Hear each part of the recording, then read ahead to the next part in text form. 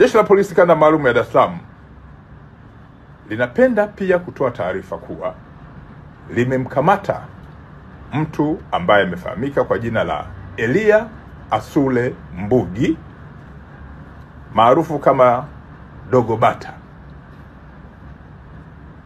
Huyu ni Mnyakyusa mwenye umri wa miaka 25, alikuwa ni mkazi wa Segerea na alikuwa akiendesha gari namba T 580 EAE aina ya Tata daladala, ambaye alitoroka mara tu baada ya kusababisha ajali iliyosababisha kifo cha Superintendent wa polisi Awadhi Chiko, ambaye alikuwa ni mkuu wa polisi wa wilaya ya kipolisi ya Chanika Ilala jijini Dar es Salaam.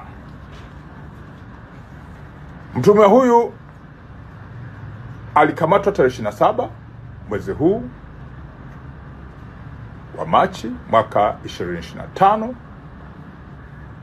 baada ya kuwa ametorokea eneo la Mbalizi mkoani Mbeya. Makachero wa Kanda Maalum ya Dar es Salaam walifuatilia nyendo zake na hatimaye kufanikiwa kumtia mbaroni na kumrejesha jijini Dar es Salaam, na jeshi litafanya kazi ya haraka kuhakikisha kwamba anafikishwa mahakamani haraka iwezekanavyo. Jeshi la Polisi Kanda Maalum ya Dar es Salaam, kufuatia sikukuu ya Idi, inawatakia kila laheri watu wote wa Dar es Salaam. Ninatoa wito kwa wananchi kusherehekea sikukuu hii kwa amani na utulivu.